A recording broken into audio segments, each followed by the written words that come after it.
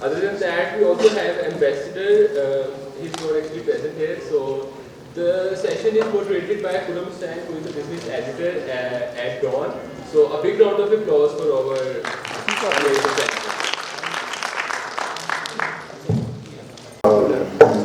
He's end up for some reason, but he's walking over. Please join us shortly. So let me welcome everybody to this session. And if you haven't had a chance to read Bruno's book yet, I do strongly recommend that you pick up a copy. There are two of them actually. One is called Eurasia, and the second one is on China and the Belt and Road. And the one thing that Bruno does in the Belt and Road book is look ahead at the rise and the emergence of China as a great power. And he asks in that book whether the Belt and Road Initiative is the beginnings of the emergence of a new world order. Something along the lines of what happened after World War II, when the colonial empires were dismantled and America presided over the emergence of a new world order consisting of nation states, of independent nation states. Are we seeing something similar happen? And I gotta admit, Bruno, I look forward to seeing what conclusion you bring the book to regarding how benign this world order will be, or whether it will be one in which the aspirations of the people whose countries are getting drawn into the Belt and Road Initiative will be fulfilled, or whether those aspirations will be dashed. But smartly enough, Bruno remains agnostic on that question. He points in various directions, and I suppose it's very early. It's far too early to be making a call on a question such as that at this point in time. But whether or not we are seeing the emergence of a new world order or not will be the subject matter of our conversation here today. I'm going to be in a bit of a rush to get to the question-answer session. I don't want this to be a panel where you all sit here on stage and talk amongst ourselves, or where we talk at the audience. We want to interact. Just good timing this week, sir. Yeah, exactly. The Daniel Masood has now joined us. So let's start with this question. Pakistan has been a very key country in the Belt and Road Initiative. We have, in fact, key enough that we have our own acronym for the place that Pakistan is building for itself in this new world order. We call it CPEC, the China-Pakistan Economic Corridor. And when CPEC was first announced, if you remember, back in 2013, we were told China is coming to Pakistan with something like $46 billion worth of projects that are going to be invested, and worth of investments that are going to be made in Pakistan, various sectors. That figure was later escalated to 61 or 62 billion after the upgradation of the railroad, the project known as the ML1 was added to the bouquet. That project, of course, remains fulfilled at the moment. It hasn't been done yet, but the others, many others have been completed. Once the announcement was made, there was a big conversation that took place within the country about what all of this means for us. And there was, if you recall, one story that ran, the headline of which became sort of a viral meme of sorts. And maybe because it captured the anxieties that were stirred as a result of this announcement at the beginning of the CPEC project.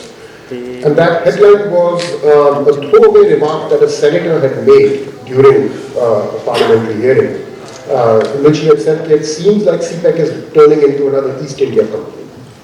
How many of you remember that? You remember that story about CPEC being... Yes. So, I think that headline sort of captured for many people the other side, the flip side, that this $46 billion investment may end up turning Pakistan into some kind of a vassal state in its relationship with China. And I thought that was a great place to actually start this conversation. So, Bruno, I'm going to start with you. Is CPEC the next East India Company?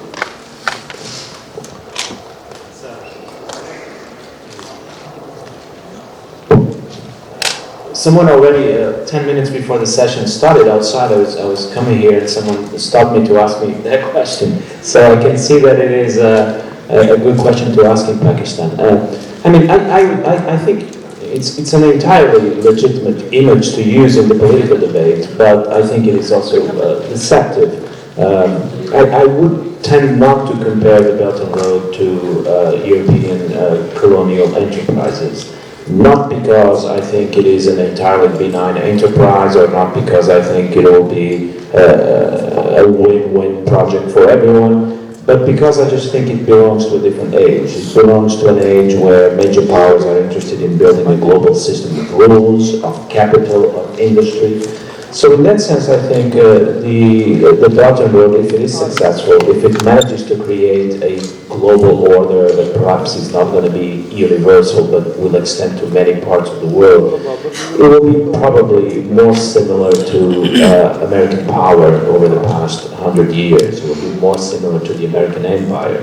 I have less against the idea of a Chinese empire, but Chinese colonialism seems to me to be an anachronism. That makes you think of the direct control and direct control of power in countries outside your borders, which I don't think is in the cards. Okay, Ambassador sir. Ambassador Masood Khalid has been Pakistan's ambassador to China until very recently, actually, until I believe the summer of 2019. What do you say to people who have apprehensions that CPEC, never mind the East India Company part, but who have apprehensions that CPEC is going to turn Pakistan into a vassal state of China? Well, good afternoon. It's a privilege for me to be on this panel with the Minister, Mr. Husain. I'll say a few words about the BRI first. I think we need to really understand the motive and the rationale of this initiative. Now, China is nostalgic about the old Silk Route, which was a sign of glory for the Chinese nation.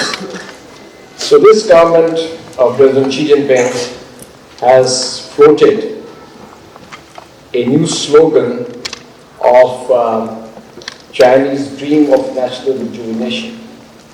So if you analyze in that context, in that backdrop, one would find that this initiative, I'll call it BRI, Belt and Road Initiative. BRI has a nationalistic underpinnings. Secondly, it seeks the revival of that Silk Route, which was, as I said, a measure of glory for Chinese nation. And thirdly, it seeks to rejuvenate Chinese wounded pride at the hands of colonizers and foreign occupiers, what the Chinese call a century of humiliation. So this is the background. This is, you can see, the philosophical or the nationalistic moorings of this initiative. It's a mega initiative. Chinese call it a project of the century. And it aims at connecting China, particularly the western region of China, with the Eurasian continent and Africa. Now, it has introduced a new paradigm, a paradigm of development and prosperity, and has raised a ray of hopes for the developing countries. And if you see the chaos which surrounds this world, the disorder we are facing, the world is torn with strife, tensions, conflicts.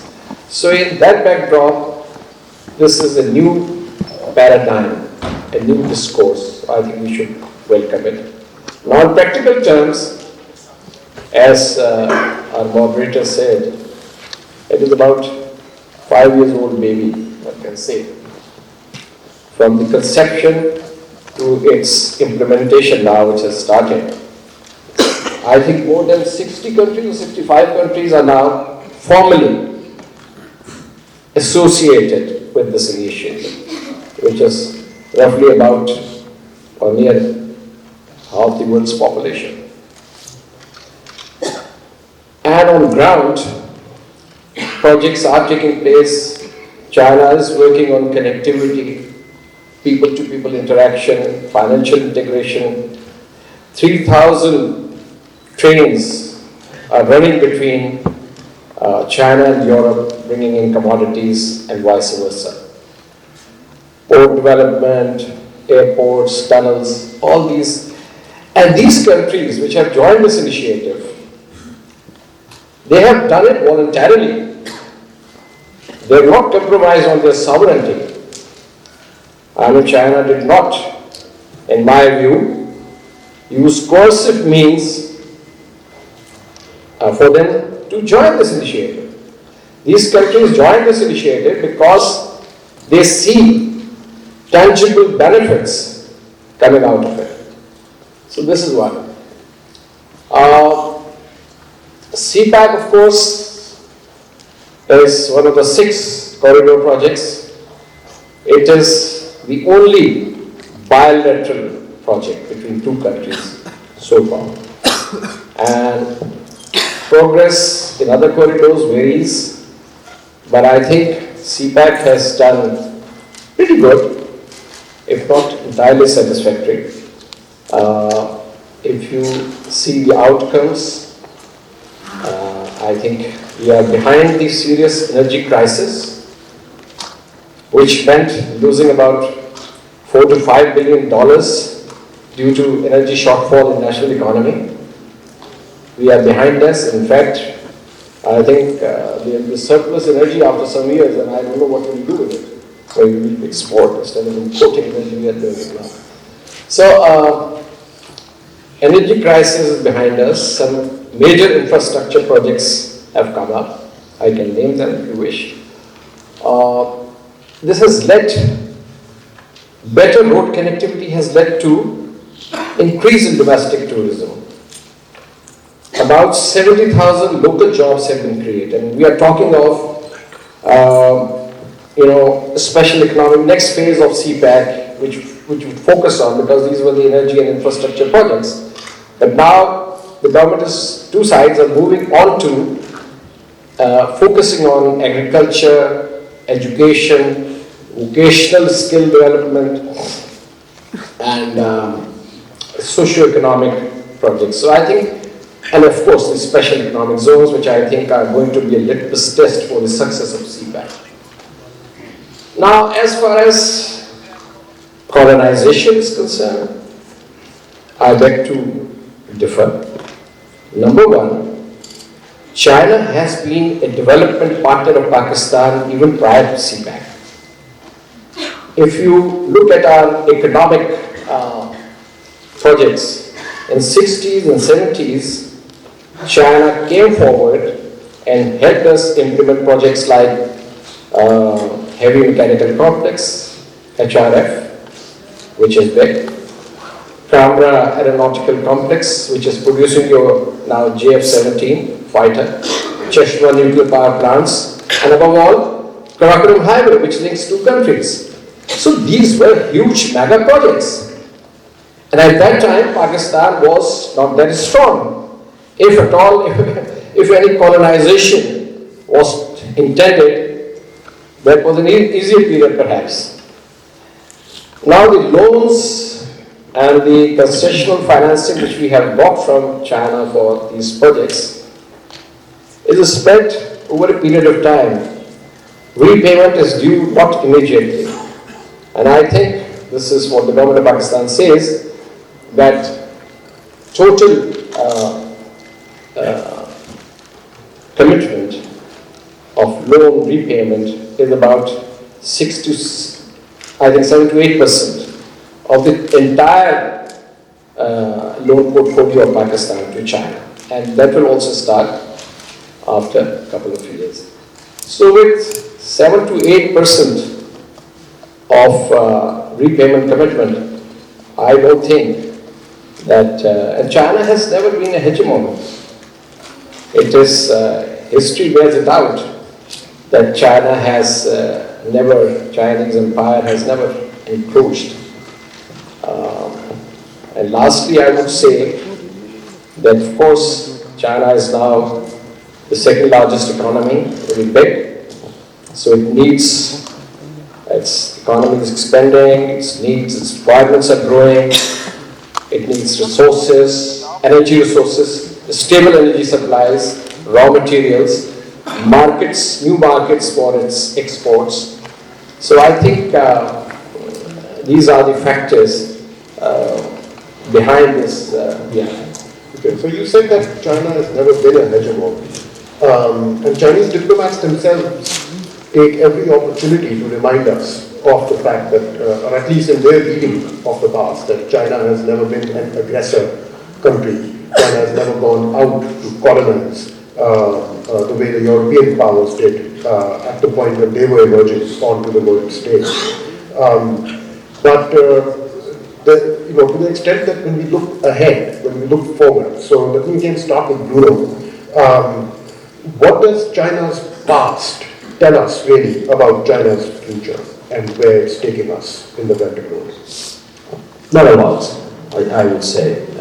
The Chinese and Chinese authorities are the first to speak of a new China since 1949, and an even newer China since 1979.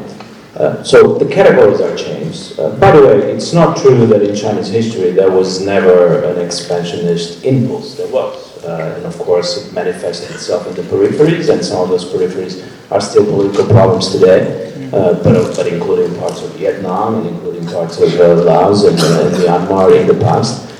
So that is not true, first of all. And second, this is a modern, technologically advanced China, and so the categories of the past don't necessarily apply. European powers were not colonizers before they became colonizers. And so we have to think of a new China. Clearly has very ambitious global projects and very ambitious projects to replace the United States as the #1 power in the world. And it's in that context that this has to be analyzed, not in the context of Confucian philosophy or not in the context of the history of Tang China, which I don't think are particularly relevant to this question. Chinese, I think, would be the first to admit this. Now, I think there are, let me say very quickly, I think there are a number of risks, and I would pick three, and I think they're particularly acute for Pakistan. There are a number of perhaps naive assumptions about the Belt and Road that I see when I travel around the world. And maybe we'll come back to them, but very quickly let me list them. Well, first of all, the idea that a country like Pakistan, let me speak specifically about Pakistan, the idea that a country like Pakistan can be actively engaged with the Belt and Road and still work on the same terms with, let us say, the West, Europe and the United States, that seems to me increasingly naive. Countries are being forced to choose. And so Pakistan has to be aware that if it does choose China, it will lose a lot in terms of its relation to many European countries, and particularly with the United States and with Japan, and conceivably with other parts of the Western world. The second naive assumption is the assumption that the Belt and Road is a project where everyone has an equal place. That was never true. The CPEC is a project about the economic future of Pakistan. Is Pakistan producing documents about the economic future of China? I don't think so. So clearly this is a project where influence flows in one direction and power flows in one direction.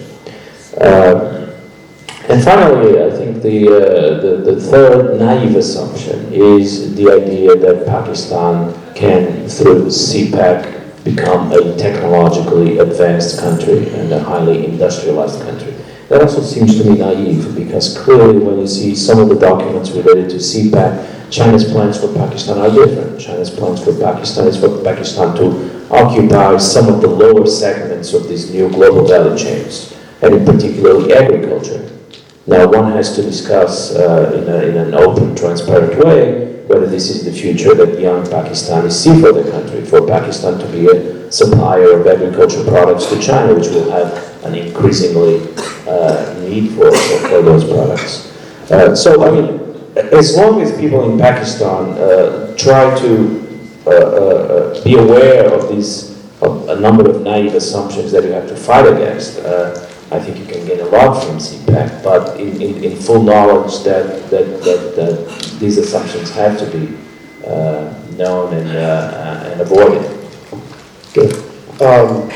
Dr. Sir, China is in the process, in many ways, of leaving its past behind and building a new future for itself and for its neighbors and for all the countries that are participating in the Belt and Road.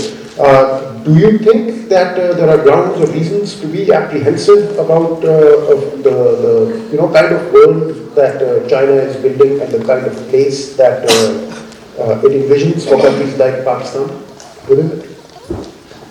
Well, first of all, our perspectives can be different, of course. I don't have a background in economics as such, more of political science and international issues. What I would like to submit is that I don't think that CPAC, as is commonly stated, is a game changer. I think it's a catalyst. It's a stimulant for Pakistan's economy, and Pakistan has to stand on its own feet. It's a propellant. It's an enabler. It's a facilitator.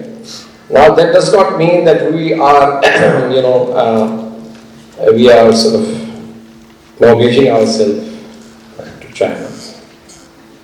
But we have to develop mutually beneficial partnerships. As I said before, that Pakistan-China relations have a very solid history of mutual trust and mutual respect. China does not attach strings to its assistance to Pakistan, to its help to Pakistan. This is a fact. Secondly, China, with CPAC projects, I will make one point very clear. CPAC started on the basis of Pakistan's priorities. At that time, the priority of the government of Pakistan was energy, to overcome energy shortfall and some infrastructure projects. So China did not dictate us which projects to start. These are Pakistan's priorities. And China came forward. No one was prepared to invest in Pakistan at that point in time because the security situation was grim. But now the security situation has improved considerably in Pakistan, and it has, in fact, injected some optimism that Pakistan may be able to attract some more foreign investment from there is interest of outside world in Pakistan's economy, and Pakistan has the potential.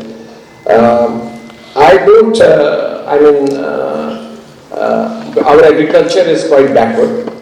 We need to learn, we need to introduce new technologies, and China has done pretty well. As long as any venture is not exploitative and it is a win-win for both sides, I think that's okay.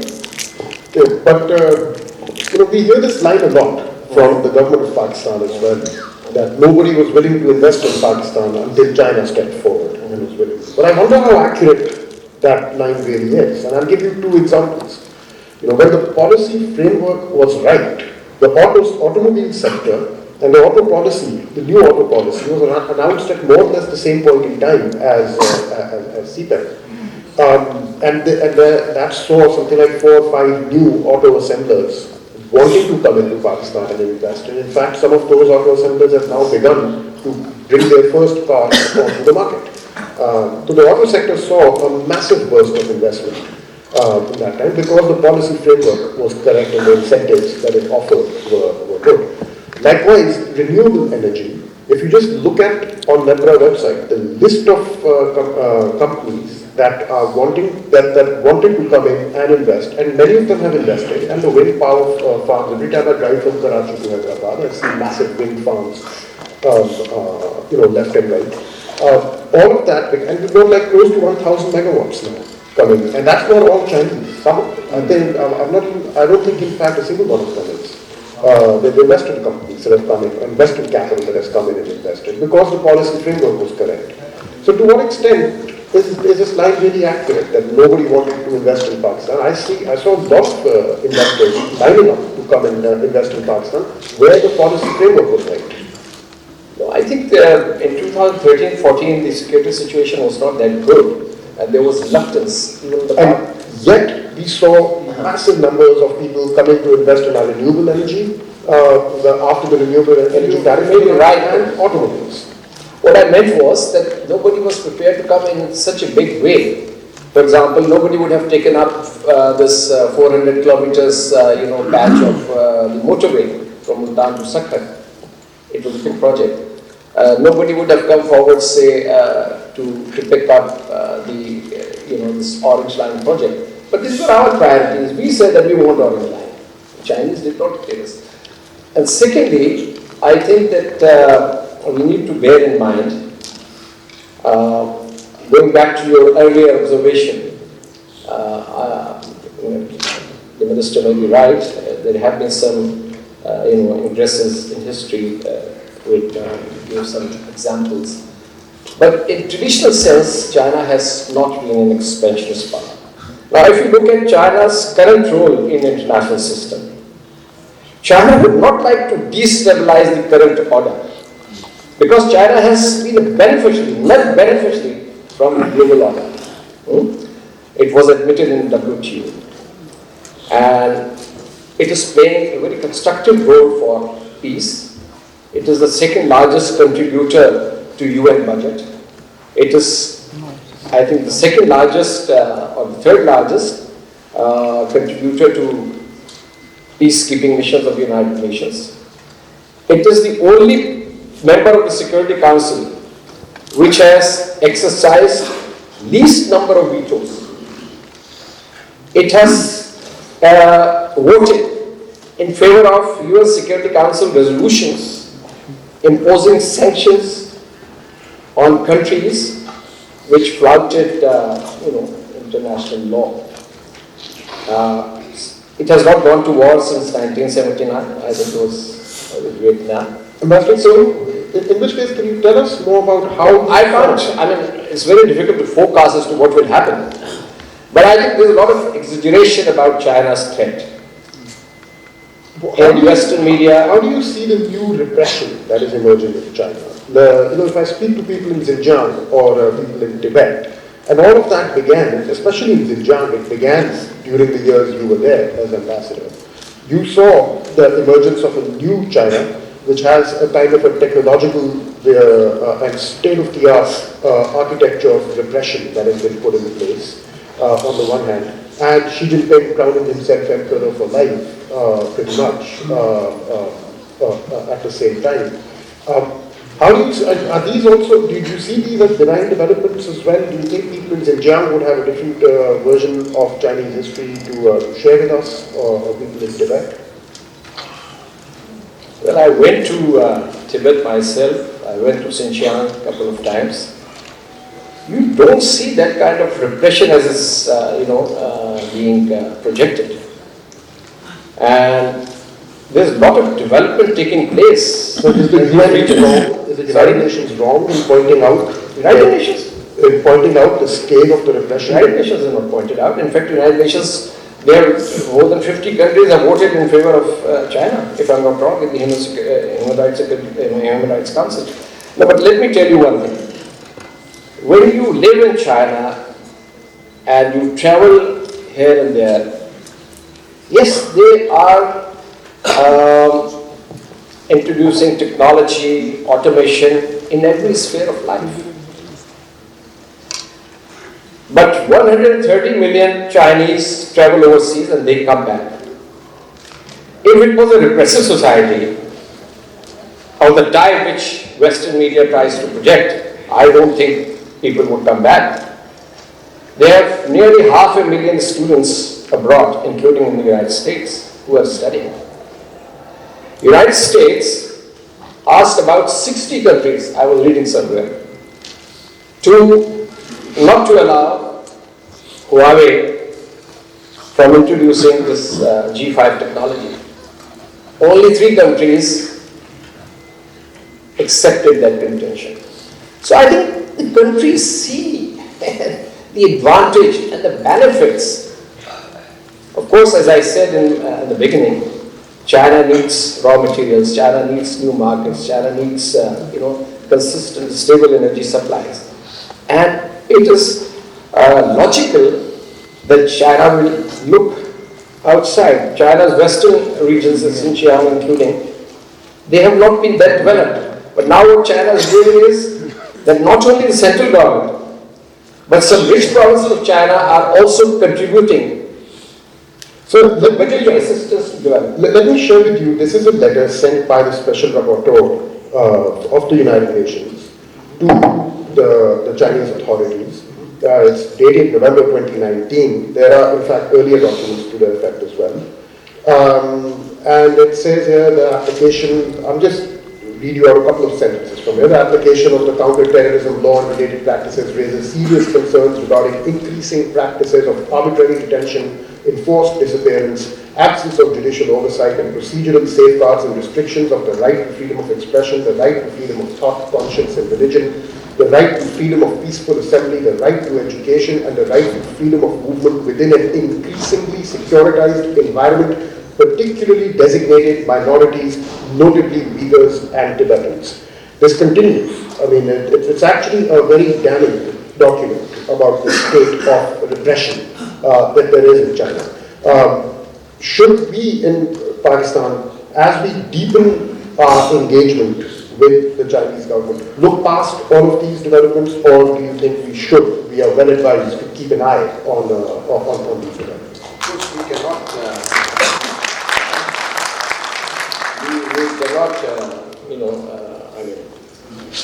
we cannot remain oblivious to what happens, but we have to be sensitive to the importance and the significance of our relationship, number one. Number two, Chinese contingent. I'm not a spokesman for the Chinese government here, but I will tell you what they say. They say that they have been able to control the situation there, and there has not been a single terrorist incident in Xinjiang for the last few years. Otherwise, the situation was bad.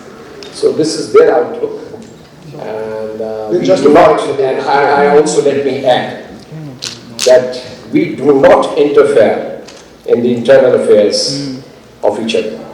This is the cardinal principle of our politics. Simple. And whatever we do, we combine our efforts with the Organization of Islamic Conference, OIC. China does not interfere in our internal affairs. China does not tell us what is happening in this part of Pakistan, that part of Pakistan. So I think that is state-to-state relations are handled sensitively, I think. Bruno, how do you see the rising arc of repression within China in the context of its emergence as a great power? I mean, when the United States emerged as a great power, there was some seriously problematic things in that rise as well. But at the same time, the United States entered the stage of great power status while talking about the universal aspirations of national self-determination of the people. They talked, and that was as early as World War I. President Woodrow Wilson was talking of the self-determination of people. The United States presided over the Universal Declaration of Human Rights as embodying universal values. What kind of universal values might we see emerging from China as it begins to play more and more of a great power role? Right, that's an important question. Well, Chinese authorities will tell you that they have a different concept of human rights. We have to take those differences into account, more based on development. on creating the material conditions for a dignified life. And all that, I think, has to be taken seriously and not dismissed out of hand. I also tend to agree with the ambassador that there's an approach in China that we don't see coming from the West and that perhaps should be coming. I think Western investment and development aid has become a bit too theoretical. There's a lot of money flowing into workshops about soft skills. There's a lot of insistence on structural reform, which is never perfect, never ideal, and you keep being asked for more. I think Chinese take a more pragmatic approach, and they realize that without roads, you cannot have development. Without ports, you cannot have development. And then the other things will come after that. Clearly, they think that they can apply the model that they used successfully in China to other countries. Let me tell you, I was in a conference, last year I lived in Beijing, and I was in a conference where a renowned economics professor at Tsinghua University was presenting his ideas for the future of CPEC and the future of Pakistan. And believe it or not, his idea was, and his concept was, to count the years since 1979 until the point that China reached a, let's say, $10,000 a year average income. And then he would apply the same period to Pakistan and start counting from the beginning of CPEC, and then he would get to a precise date of 2041 or something like that, where Pakistan would have the level of economic development that China has today. And this is how a Marxist thinks about history. There is an iron logic to these processes, and they can be applied everywhere. So I also think that's naive. But clearly it is not true that China has ambitions for Pakistan, where Pakistani development is also very clearly included and desired. What we have to ask is whether this very rigid, ideological application of a model to another country, whether this can be successful. You know, I was listening to this professor and thinking, well, history is so complicated, societies are so different. If this is the approach that we're going to take in CPEC, it's certainly not going to work.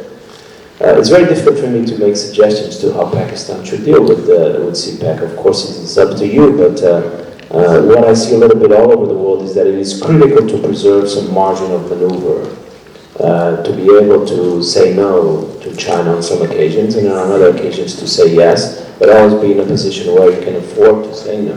And that seems to be critical. At this point, I do want to invite everybody else, all of you, to join the conversation as well. Raise your hand if you have a question to ask, and we'll have a mic sent by you. So let's start with the lady in the middle over here.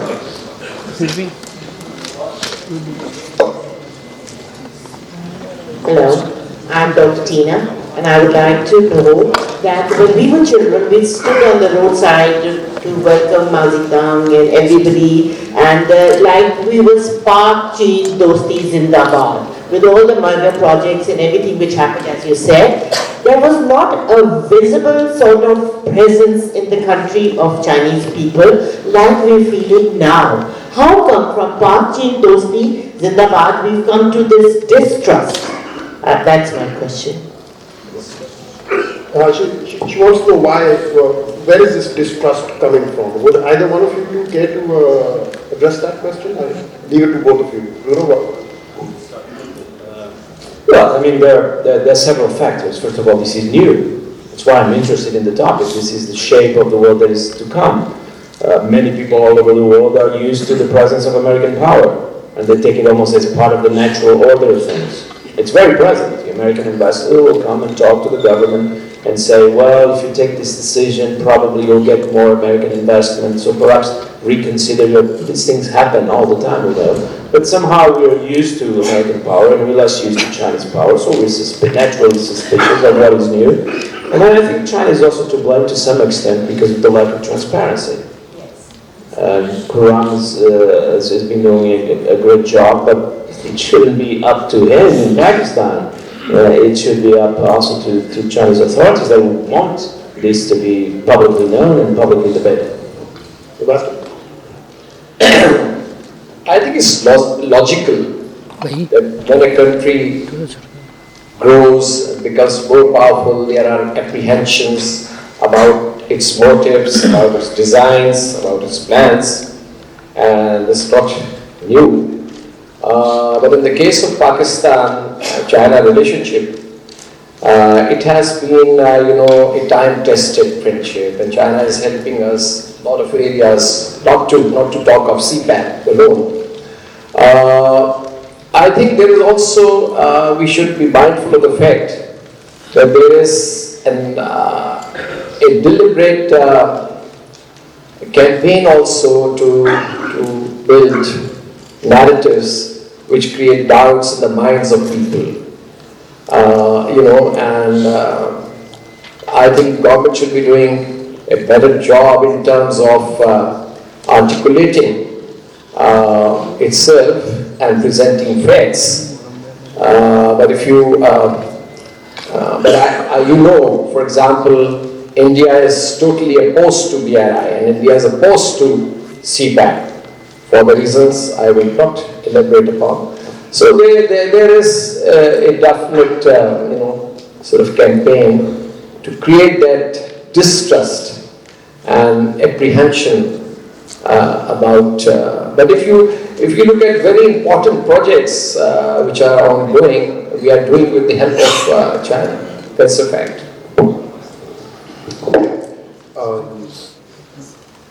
Chika, we have a question back there. Take the mic over there. And before you speak, it's always my experience in these events that it's almost always the men who speak and ask questions. I do want to urge women in the audience to also step forward and add their voice. Huh? Yes, I do, very much. So right after the young man here, we will bring the mic. Right. So two quick points here. One is Pakistan can do the balancing act that it's either or United States or China. Would be pushed into a situation where we would have to choose one. And the second point is, given the magnitude of this whole project, its global significance, would China be able to redefine the rules and regulations governing global trade with the help of this project? Thank you. Okay. Ambassador, yes, that's an interesting question, and I want to get your thoughts on this business of the point that Bruno also made about Pakistan having to choose, between China or the United States or the major Western powers. As we move forward, that this choice is going to become more stark. And then we can go to the second question that you asked. Also.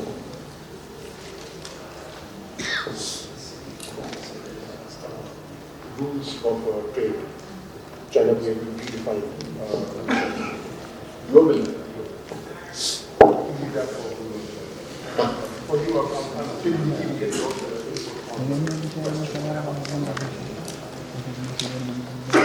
Why did Pakistan have to choose? Pakistan's foreign policy advocates good relations with all countries. Our relations with the United States have improved in the past year or so, and that's fine. United States has been a good partner of Pakistan, and that we can have a stable relationship, not at the expense of China or vice versa. We can follow separate trajectories, I think, of this relationship. We don't have to choose, but we have to weigh as to who has helped us and who has dished us. Sorry. So we have to be very clear in our minds. Globally, regionally, developments are taking place where we have to take into account all these factors very carefully. European Union is a good partner of Pakistan. We have good relationship individually as an entity. We have concessions on our textile exports. On the trade, China is a member of, I think the minister will be able to give a better answer. China is a member of WTO, and I can say that there was a lot of concern about the free trade agreement between Pakistan and China, because the trade was heavily tilted in favor of China. But that has been the case in with most of the countries. China has trade surplus with most of the countries. Very few countries have that as a reverse. But in the latest FTA, which has been negotiated and finalized, China has given zero tariff on I think more than 300 tariff lines. And there is an opportunity for Pakistan to do value addition through a strategy and by involving all the stakeholders. And we cannot do that if we don't have good level of vocational skills, if we do not have technology, if we do not have joint ventures. That can only be done if we upgrade our current state of manufacturing capacity. So all these things have to be kept in mind.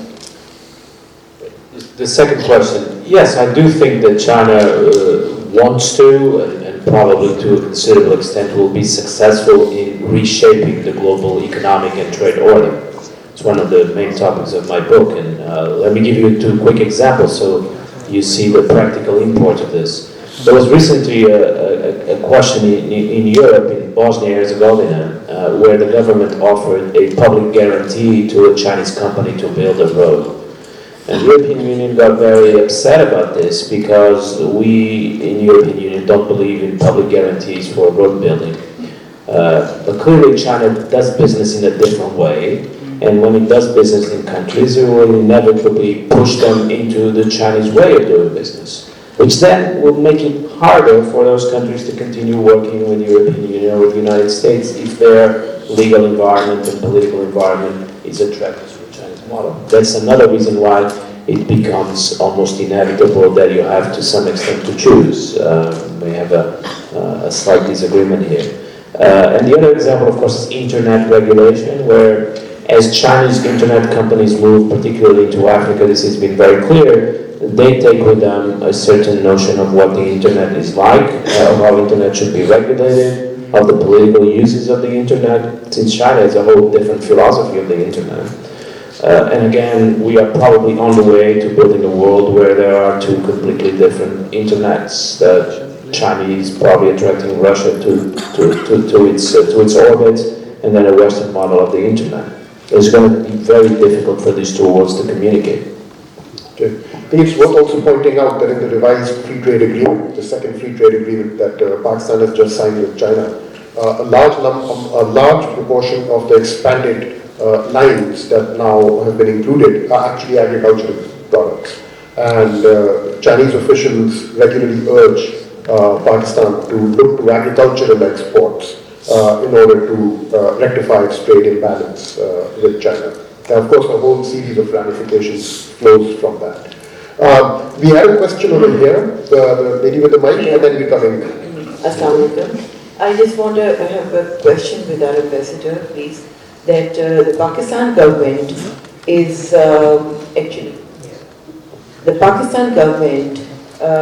encouraging its neighbors to have good relations with each other, which is very positive thing, because like the French and the Germans, and they fought, nothing came out. It is better to have a dialogue with all the neighbors around. The thing is that, but you don't sell your property of the government of Pakistan. Like the land thing should not be sold to the people in the different neighbors who are coming into our countries, or whoever is investing. Our land should be secure. It should not be allowed to go to anybody like that, you know. Okay, I'll take that on board as a comment rather than a question. We have a question over here, and then the other mic is going back there. There's a lady with her hand up at the back, please. At the back. Sir. Clearly, CPAC is an opportunity for Pakistan. Question is, what strategy should Pakistan have to maximize its benefit from CPAC? Okay, I invite both panelists to address that. What strategy do you think?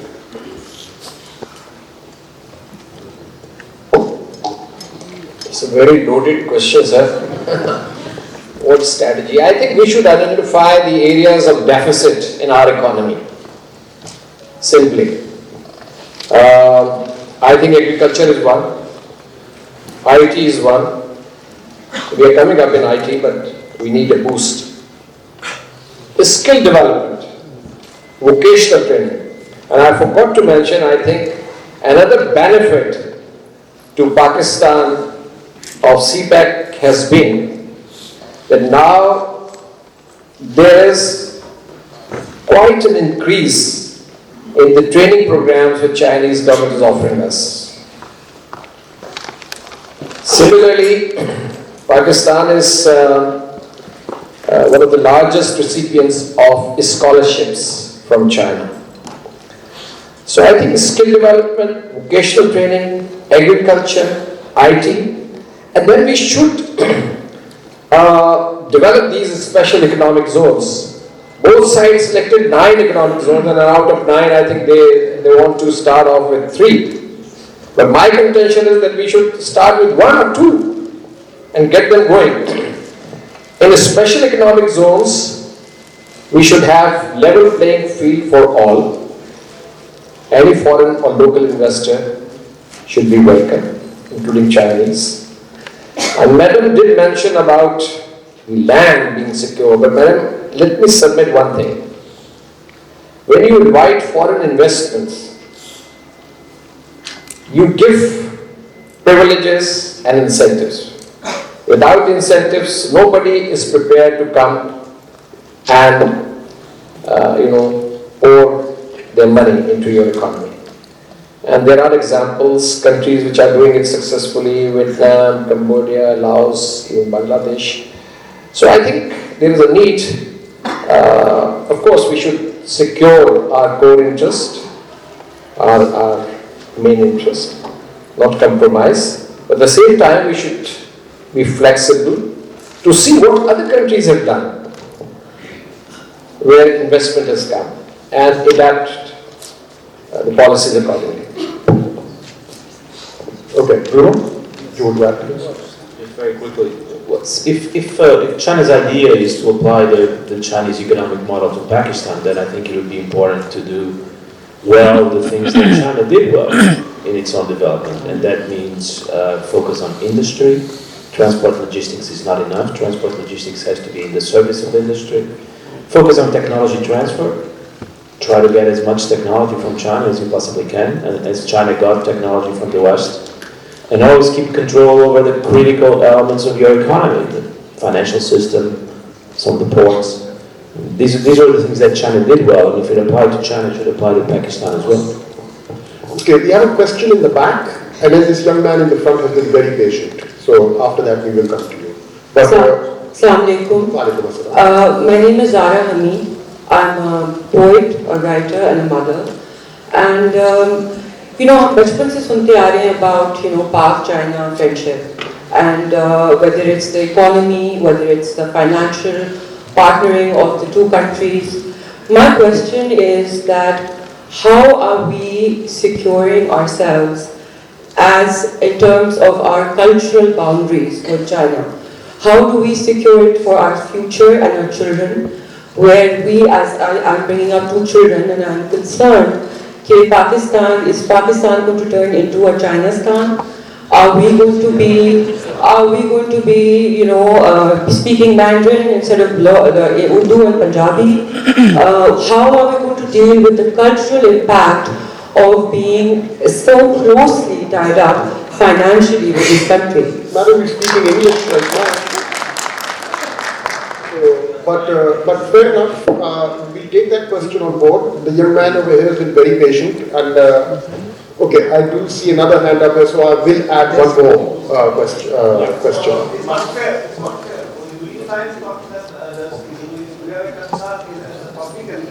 I'm sorry, the mic is with the young man over here right now. My question is specifically aimed at Bruno. For the Xi Jinping authoritarian regime to continue power, it has to deliver continuous period of economic growth to the Chinese people. And we're talking about the largest country in the world here. But we do know that the Chinese economy has been heating up. This year they recorded the lowest economic growth since 1990. So do you see CPEC or the One Belt and One Road initiative as something that Chinese government needs itself for new markets so that they can continue delivering that growth, and so that they're able to silencing the dissent that continues emerging within China? So because you see it's happening in the home. And just small comment from investors, I have to comment on it. If the terms are so favorable and so convenient, why aren't they being made public? If the terms are so convenient, if you say that the terms are so convenient for the people, the terms of the CPEC, why aren't they being made public? Shri Raman Commentor, he heads the Parliamentary Committee on CPEC and Regulatory Authority. Even she's not aware of the terms. Okay, let's gather one more question here. That's a good question. It's an unfair word. I'm very sorry. But we have the mic with the lady there. Assalamualaikum. My name is Asma Father Plaza. I am a criminal lawyer and a barrister by profession. I have a question for you. I have two questions for you. One is very simple. It's for the Pakistani ambassador, and that is economic prosperity more important than the infringement of human rights? And secondly, the gist of the Chinese institutions gist is based on opposing religion, as currently can be seen by the oppression of Chinese Muslims in China that cannot be denied. The foundation of Pakistan is on Islam, a religion. Do you not believe that ignoring the internal dilemmas of each other will eventually impact Pakistan as well? Because we are Muslims after all. If Pakistan was targeting Chinese everywhere in Pakistan, as they are targeting Muslims everywhere in China, do you not think the Chinese would bring it up eventually? Okay, three excellent questions actually. So, Bruno, let's go to the question about culture first. If I can ask you to just speak to this issue of, I'm really sorry, I'm really heartened to see so many people wanting to participate. I see a lot of hands going up. I want to apologize to all of you who did not get a chance to speak. And I do invite you to approach both of our panelists. I'm going to make sure they stay here or at least outside, and that they are available to all of you to answer your questions one-on-one. So there will be an opportunity for others who did not get a chance to speak afterwards. But in the meantime, if we can, Bruno, if I can ask you to just speak to the issue of culture. By the way, yes, sure. I'll be very quick because the ambassador just got two excellent questions, and I also want to hear his response. Now, culture. No, I don't think there's a question of Pakistanis speaking Chinese instead of Urdu or other language spoken in Pakistan.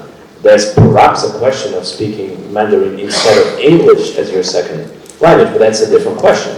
And by the way, I have to say that there's so much in Chinese culture to learn, and there's so little we know in Pakistan or in Europe or in many other places. So I would not be concerned about that. I would be very happy that finally China is opening up to the world and that we can learn more about Chinese culture. The question here, I think, is a very important question. It's an argument in my book that China desperately needs the Belt and Road to continue growing. It needs access to markets. It needs to create global value chains, distribution of labor between different countries so that China can focus on the high value segments of the value chain. It needs access to suppliers of energy, but also of components, inputs. It needs to have a greater weight in the global economy so that it can redefine the rules more in its favor, so that it can actually have its technological standards accepted worldwide rather than Western technological standards. I think this is a relevant question because it shows very clearly that countries like Pakistan and others have a great leverage over China because China needs the Belt and Road. The Belt and Road is not China's charity to the world, it's something that China desperately needs. Now, so also, I'd like you to also address the question from our lawyer friend about religion and the treatment of legal protections. Well, about I think we should be open to cultural interaction, people-to-people interaction, in order to create more awareness about each other. And if somebody learns Portuguese, that does not mean that he or she is giving up his own culture to learn Portuguese or Chinese. So I think we should not be that insecure. Secondly, about the terms of loans. Terms are not universal for each project. They are different. And secondly, I think there is a principle in conduct of international economic relations that you do not disclose or reveal every detail of what sovereign states agree. But I can tell you one thing, that by and large, the projects which have been commissioned, they are on favorable terms, a long repayment period. And this was, of course, assessed by our experts and officials. So, the terms of the credits, and quite few have the component of concessional loans and grants and preferential buyer credits. So it's a combination. Now, about the economic rights, why would you single out China? There are many countries which follow, their own systems as far as religion is concerned. Or if we interact, for example, Singapore might be having a different, what do you call, norm or parameters as far as religion is concerned. So I think economic rights are important, and so are human rights. We have a different system altogether. China is a different system. Okay? Secondly, Sir, that wasn't my question. My question is a very simple one. Is economic prosperity more important than the infringement of human rights? well, it's a matter of debate whether there is an infringement of human rights. It's fact. Well, it's a matter of debate. Where that debate do you stand? Where in that debate? This is what I'm trying to explain. I'm not sort of, educating what is right and what is wrong. But Chinese contention is that they have lifted about 700 million plus people out of poverty in a matter of 4 decades. And they have a national goal to eliminate acute poverty by next year, 2021. They say that we are giving them all possible, facilities and improving their standards of life. And the Chinese people feel happy. They feel proud of their achievements. So it's a matter of debate whether the human rights are being infringed or it's a gulag. It's not like that. China is not like that, I can assure you. And they are very conscious of their stability, the gains they have made in 40 years. They don't want to, they lay a lot of premium and emphasis on stability. And they are also aware, they are also conscious what happened to the Soviet Union. It imploded. They don't want an implosion. So they are going in their own way. Steady and incremental. Whether it will be a democracy tomorrow, I don't know. Democracy in Western sense.